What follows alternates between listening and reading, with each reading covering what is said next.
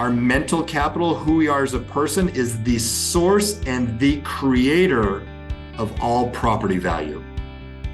So it's a simple equation. If we want to increase our property value, first seek to increase our human life value, knowing that the human life value is the source and creator of all property value.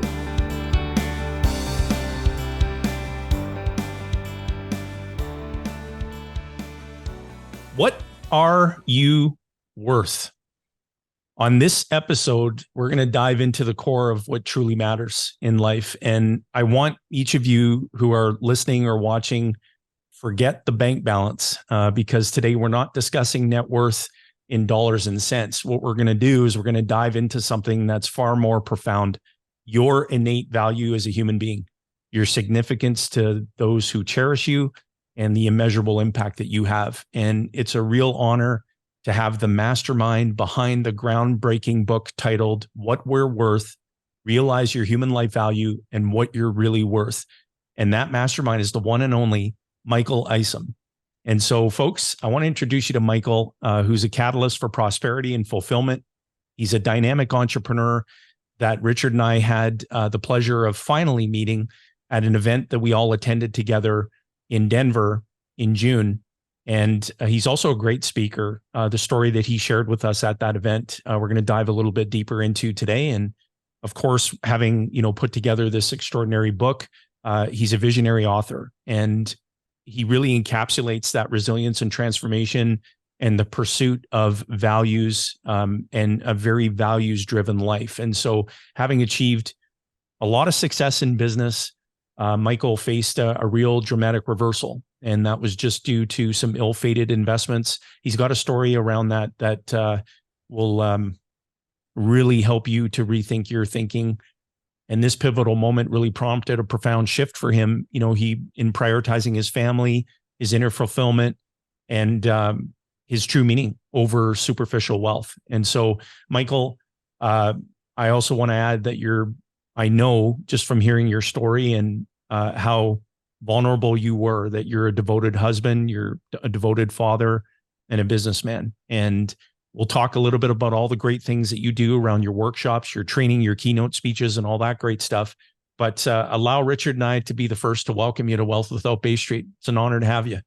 Beautiful. Thank you so much. Whew, a little emotional hearing all that. That felt really good. So thank you. And I'm honored to be on with the two of you and share to your listeners. Well, let's dive right in. What inspired you to write the book? Yeah, my life history. Richard was commenting earlier before we hit record on the little dirt bike over here. I love dirt bikes. I love motorcycles, things with motors in them. I was telling Richard that I used to race off-road professionally. I have some little trophies here from doing some of that. One of your companies there in Canada, Can-Am, yep. BRP, sponsored me in the UTVs and won 3 championships in that. But at a young age, I, seventh grade, went to work for a motorcycle shop, making $2.25 an hour. And I smile thinking about those days back then. I was sweeping floors and washing bikes. And I did that because I wanted to earn money for school. I wanted to earn money for motorcycles and dating girls and things like that, clothes for school. And then when I got into college, I took a job to sell cell phones. And in 1993, I'm 22 years old. I made $20,000 in 30 days selling cell phones.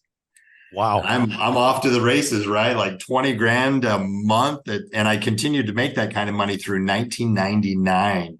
Wow. I meet my wife, Wendy. We have our 2 kids, Kennedy and Caden. I'm buying rental real estate. I'm investing money into the stock market and different things because I thought that's what the solution was back then. And I felt like I was living the American dream. It just had all these amazing things going on. So giving that background, I wanted to get into the financial services industry. I wanted to learn more about money.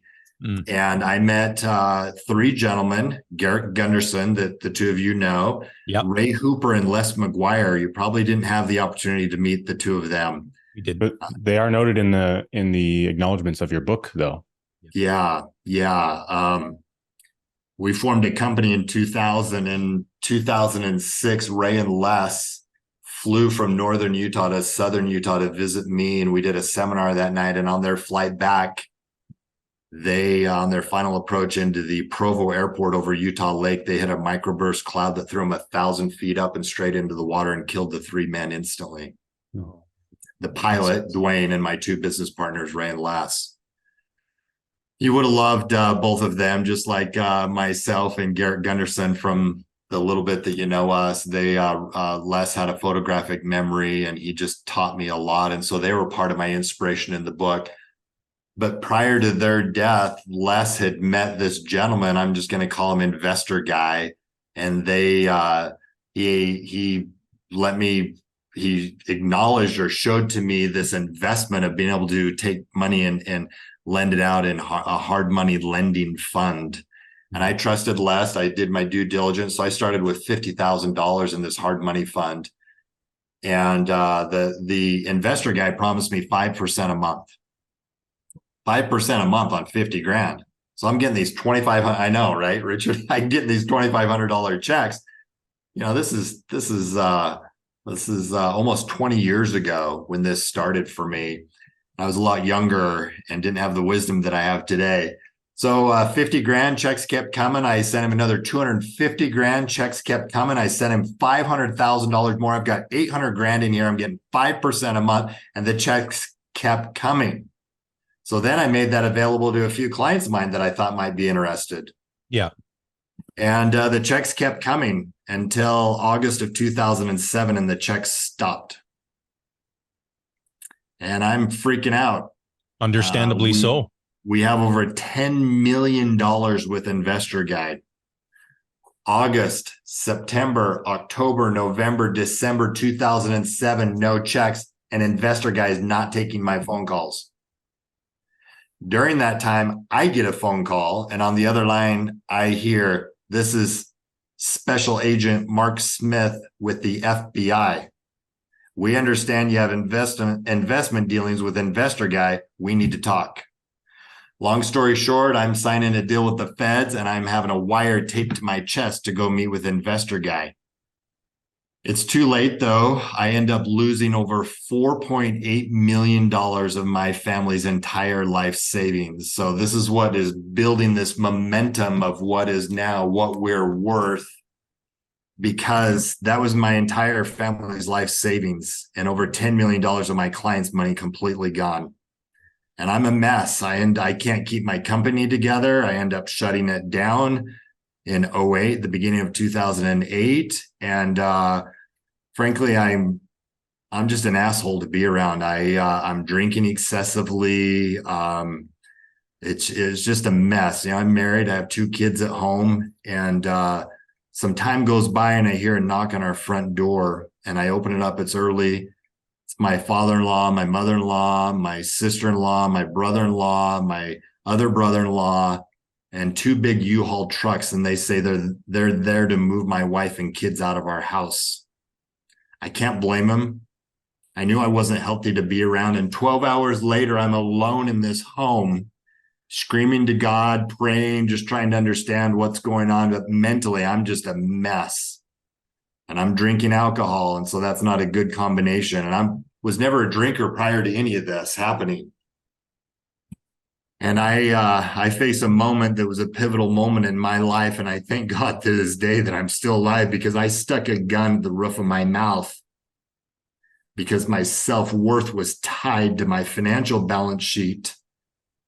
It wasn't tied to the concept in the book that I'm so clear about today and talk to all my clients about, which is this human life value balance sheet. And I'm excited to get into that with the 2 of you today.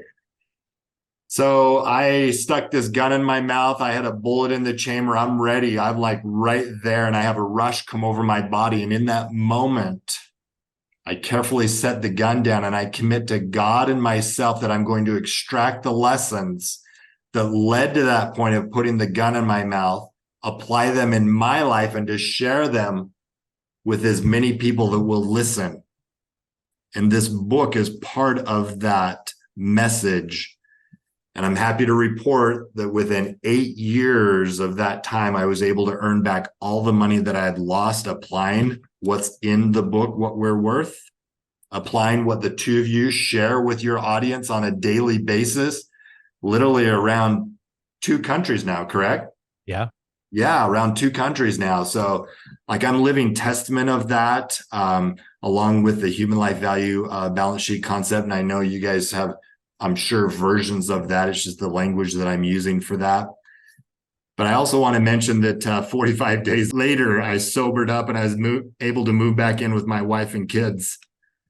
And Amen, brother. Yeah. thank you. Yeah, man. Our daughter Kennedy, she's 28 years old. Her and her husband, she gave birth to our grandson just over a year ago. Like, there's just all these amazing things that have come into my life, and we'll get into the rest of it. But yeah, that's how it was birthed, and that's why I'm here today, just passionate more than ever before, because too many people today tie their self-worth to their financial balance sheet. It is a measurement, but it is not the measurement. Right. Human life value. So real quick, property value balance sheet. You guys teach this on a daily basis. We have assets, we have liabilities. Yeah.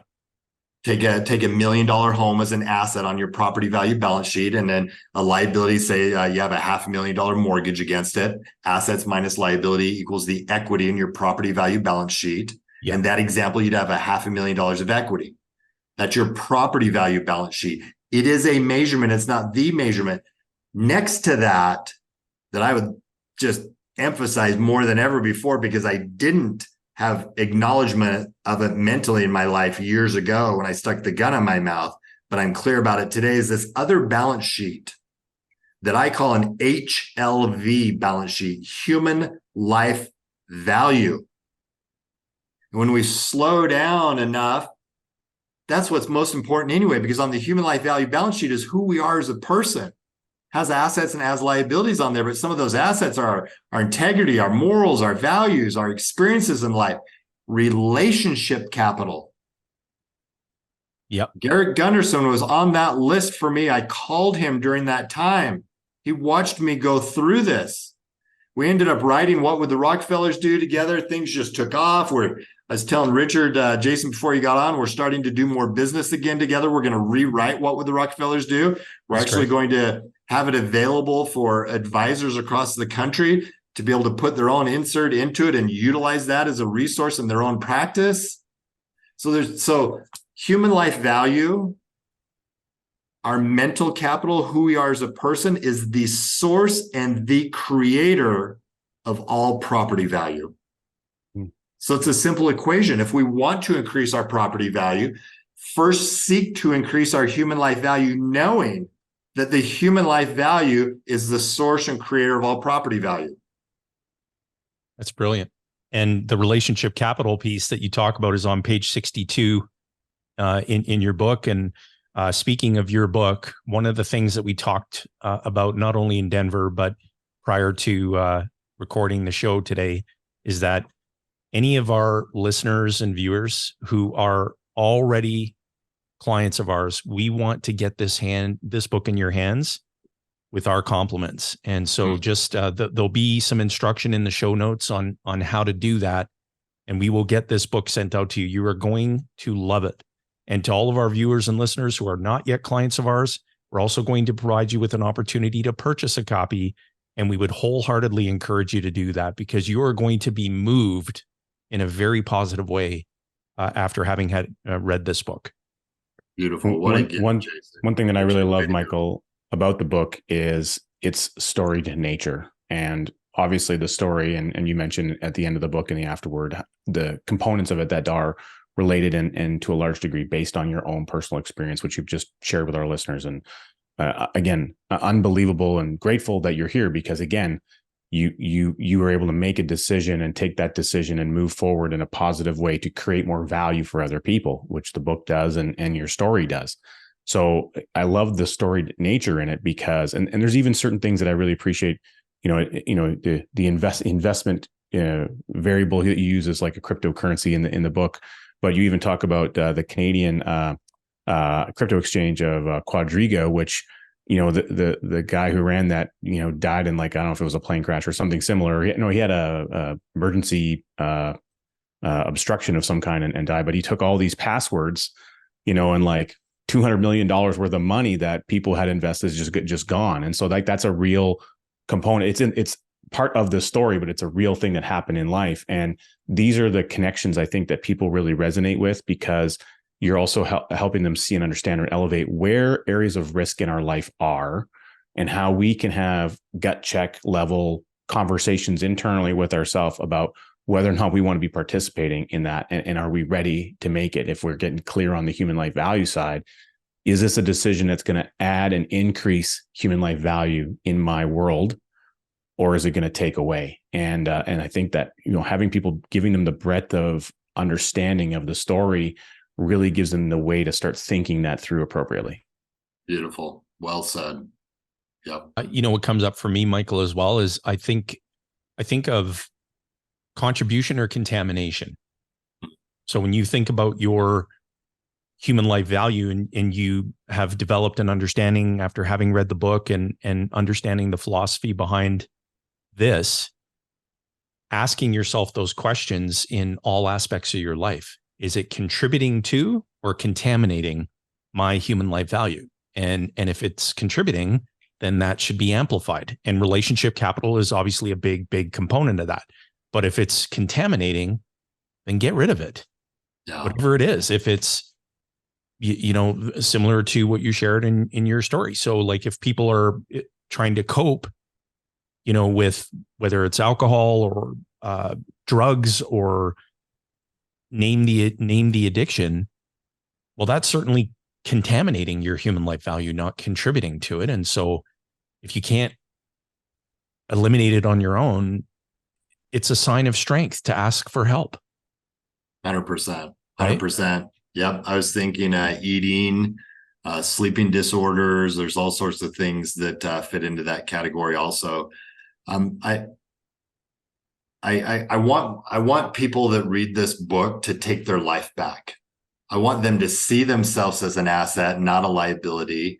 I was in an experience last week, and I saw clearly how there's so much marketing and media that takes away from people as far as their human life value, takes away control from them. They're like, take for example, Wall Street. Wall Street, so many people are just passively putting money in there, passively, mentally, and they're gambling. And with that gambling, it's taking away from their ability to see themselves as an asset, because they're dependent upon somebody else or something else versus themselves. Mm-hmm. Right? Yeah. So for me, the measurement is in an investment. Do I have control over that investment? And do I have knowledge and expertise and purpose and passion? Do I have human life value in that investment? There aren't good investments. There's only good investors. Mm. Right? And so what human life value, what knowledge, what expertise, what purpose and passion do we have? And if it's a business owner, it's their business. If it's someone that is in a high-paying career, it's the career that they're in.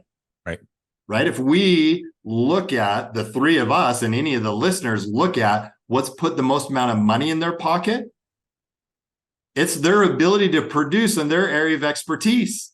Yeah. Their career, their own business that they own and operate. They control it. They have knowledge and expertise in it, and they have purpose and passion. It's when we don't see ourselves as an asset, we see ourselves as a liability, we start thinking the solution is outside of us. Right. Like so many people do with the stock market. Some of my marketing now that I'm going to be coming out with after last week is the stock market makes people liars. It makes people cheaters. Now, hang on a minute. I want to stop for a moment. I have some clients that are experts in the stock market. Yeah. They ought to be investing in the stock market because they're an expert in it. But if you're not, you're gambling. I gambled. I relinquished control of my cash in an area where I didn't have knowledge. I didn't have control. I didn't have knowledge or expertise. I didn't have any purpose and passion in that area. And I lost. I was gambling. I didn't see myself as that solution. So a byproduct of investing in ourselves, return on you, ROY, versus ROI, return on investment, ROY, return on you. Like, it can be exciting. We can have fun by learning and growing and finding areas where we have purpose and passion, and being clear about this human life value balance sheet, because it's increasing our assets there, our knowledge and expertise there, that allows us to create more property value in our lives. You guys agree with that? All day long. It reminds me of something that Nelson Nash used to say when we would speak with him, and he'd say that the best investment, or he would say, an investment should only be in something you know a great deal about. Everything else, he would repeat, everything else is speculation. And so everything you identified is right in alignment with that. And that's why he did investments in things like land and forestry. He was trained as a forester. He understood land and the path of development, things of that nature. So he had awareness and understanding in that zone, and he could recognize a deal and an opportunity. He would also go on to say that opportunities show up to those who are well capitalized. Yes. And then the quality and the caliber of your deals or your opportunities rise to the level of capital you have available to work with. So and true. They also rise to the level of our human life value. Also true. Yeah. Are you able and ready to be worked with when it comes to the deal? Yeah, exactly. And I hear Dan Sullivan in the back of my mind also, being a lifelong learner. Yeah. Right. Because I've had success from 2011 until today. And during those 11 years, 10, 11, 12 years or so, I've had periods where I'm going to say it. I'm going to say it on the air here. I told myself, and I'm laughing at it now, but I told myself, oh, I want to enjoy it more. I'm going to slow down a little bit. That now is a big blinking red light, because I would get bored. And when I would get bored, I would do stupid shit. I would do those stupid things so I could go in and stimulate myself to create again. So I'm hearing Dan Sullivan, I'm hearing Kim Butler, as a strategic coach and a mentor and good friend of mine, say, no, there's not slowing down, because when I'm stimulating myself, when I'm striving towards something, I'm fulfilled. When I'm increasing my human life value assets, I'm fulfilled. It's exciting. It's fun for me. It stimulates me. And so by submitting to be a lifelong learner and increasing my human life value assets, the strategic byproduct of that is increased property value. Well, and you get to create more value the more you learn.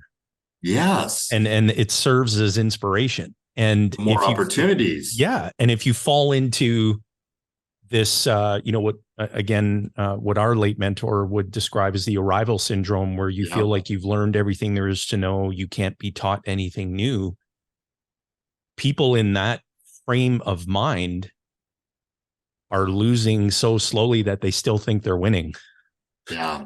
And they just don't even realize it. The slippery slope too. And so there's always something new to learn. And Dan Sullivan, so much credit to him. I mean, he's obviously served as an inspiration for you as well. And he just has a way of getting you to think about your thinking, not someone else's. Yes. And he's brilliant in that way. And so, but going back to your book for a moment. So what are some other key things that you want the reader to take away? Yeah. So like Richard was saying, it's a business fable. So I want the readers to read it and to see themselves in there. David Shallcross, the main character in the book, and to see themselves in one aspect or another in there. But I want all of you to take your life back, to put emphasis to start physically writing out your human life value balance sheet, just like you would keep track of your property value assets. Be deliberate about your human life value assets, and be deliberate about what those liabilities are, what those limiting beliefs may be. Continue to challenge your thinking. And Byron Katie's coming to my mind, and is it really true, and how do you know that it could be true? And The Dark Side of the Light Chasers by Debbie Ford. It's all about our thinking more about our thinking. And Dan Sullivan's got great learning tools on that also. I'm thinking about the strategy circle, and I'm thinking about all these different tools that we can utilize to think about our thinking. because really it is limitless in that area. So more than anything is to write out a physical human life value balance sheet and be deliberate about the assets and ways to increase them. Research values and morals and things that you're interested in and hobbies and this balance in our life. And, for myself, it's family time and just, reading and learning and eating and getting up at a certain time and meditating and exercise and just all these different things. And as you're saying that, Jason, I'm thinking about selfishness and self-interest. Mm. Have self-interest. It's not selfish to take care of ourselves. It's the whole oxygen mask. Right. It's being able to have something in our cup to be able to pour out of it, put our oxygen mask on first. When we take care of ourselves, we have more to offer to those around us. When we don't take care of ourselves, whether it's mental or physical or emotional or financial, we don't have as much to offer to those around us. So do it out of self-interest, and it's not selfish to have that self-interest to take care of ourselves. So I'd love for the listeners to be deliberate about that, to be conscious of that, to start talking to your clients, to start talking to the two of you about that. And I have on my bookshelf, Becoming Your Own Banker. And just real quick, I interviewed Nelson Nash in 2001 on a radio show when I was early in my career. Wow. That's incredible. One of the things that I had mentioned earlier is around keynotes, and that you obviously, you're a gifted speaker and you really have an impact. And I think it would be great, one of these years, to have you share your story at the annual Infinite Banking Think Tank conference that happens every February. And we would love to have you there to have that impact, because the room is full of people from all across North America who focus on sharing this incredible process with their clients, and they do it from a place of servant leadership, and they're just a wonderful community of givers. And I think it would be amazing for you to be there and share your story and get your book out there in the hands of more advisors who can share it with their clients. And speaking of which, just to remind our viewers and our listeners, if you're already a client of Ascendant Financial or LifeEva in the United States, let us know, and we will get a copy of Michael's book in your hands. And if you're not yet a client, you have an opportunity, and we'll give you the opportunity to purchase a copy or copies of Michael's book and be blessed by the gift of what he's created here.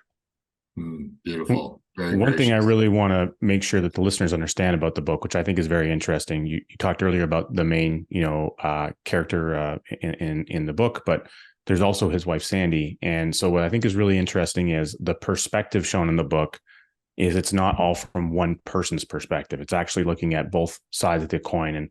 And so someone who's gone through this life-changing, impactful experience, it's caused some hardship in the family.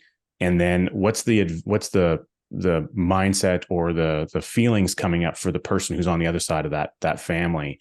And I think that that's an important thing for our clients to understand. So there really is something for everybody in this book, because often we find, and I'm sure you'll find this in many households, there's usually one person who's more tactile, hands-on, in the weeds when it comes to the money and managing the household, the budget, the investments, and those kind of things. And it's not always the case, but it certainly seems to be more the majority of the side, at least for my own perspective. And then there's one partner who maybe they have the final say on what happens, but they're pretty much, on the sidelines, and they trust their partner to look after a lot of those things. So regardless of which side of the equation you might be on, there's really some intrinsic value in this book to recognize what's going on potentially in the mindset of your partner who might be handling all the money, or if you're the person who's handling all the money and someone else isn't, what might be going on in the mindset of that individual in your household. And so I really appreciate how the book kind of gives that context side. And it even touches on, of course, how the children of the family are impacted when a major financial event happens that's not, that impacts everyone. And so there's really an important way for us to learn and embrace some of what we go through the experience as we're reading the book, and reflect on, okay, what would our life be like if how would we handle this? What might we do differently? How can we take this lesson and move forward from what's being shared in the book and embrace it into our life? So I think that just provides a really good context for people from different vantage points.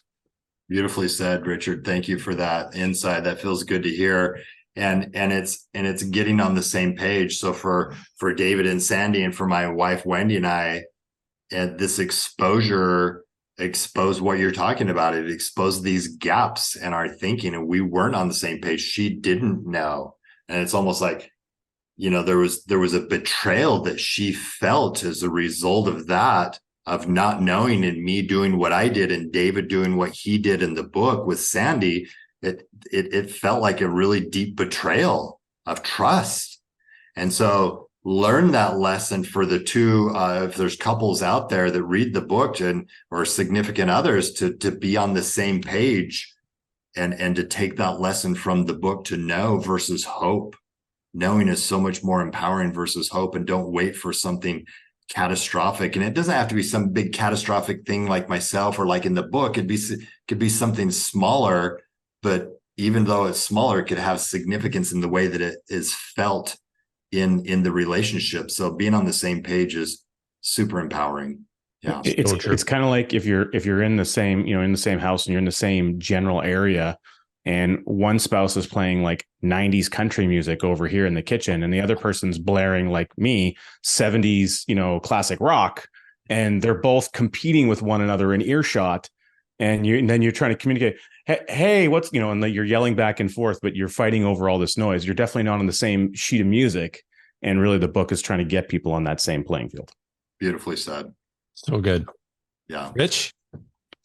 Well, this was pretty incredible. Take us home. We so much appreciate you being with us, scheduling the time to be with us today, sharing your real life story with our listeners, giving them an insight into the impact of what can happen in someone's life, and then how you can recover from some of the most craziest things that can really happen financially and then beyond. And so we're blessed that not only you're here with us, but that you're just here, period. And that because of that, this amazing book has come out of it. So it's absolutely wonderful. Now, when you showed up on the show, and before we hit record, we were talking a little bit about your background. I noticed that there's no closet full of superhero capes. You didn't show up with a superhero cape on today. So you may not recognize it, that you are a hero, but with what you're doing in your story, you're going to become a hero to a lot of people. And certainly I'm sure some of our listeners will feel that way. My question for you today is, who do you most want to be a hero to? Well, first of all, thank you. I feel that, I accept that, and it feels amazing. I want to be a hero, first and foremost, to my kids, my grandson, my clients, that I just so love, people that listen to me, that read the book, that I can inspire in just some little way, shape. And I've already, just in the last few weeks of the book being out, received some just incredible messages. So yeah, I'm inspired to help the younger generation. I didn't have the role model that I want today, that I feel like I am today, to other people. And so I speak to young adults and young groups. And it's just super fulfilling for me to do that. Yeah. You think you're a pretty special guy, and it was an honor to have finally met you at the event in Denver, and we'll definitely be seeing more of each other for sure. And to all our viewers and listeners, make the rest of your week outstanding. And thank you for tuning in as always. And you're going to see another video just popped up, and that's due to our amazing editing team and our amazing YouTuber folks. And what do we, Zoomers? And anyway, the playlist is there for you to continue your journey of learning, something that we highlighted and really talked a lot about today, the importance of always being receptive to learning something new. So go ahead and watch that next video that we've recommended to you. Continue your journey of learning. Make the rest of your week outstanding. Gentlemen, this was This was amazing. And thank you both for being who you are. It felt really good. Thank you both. Appreciate you.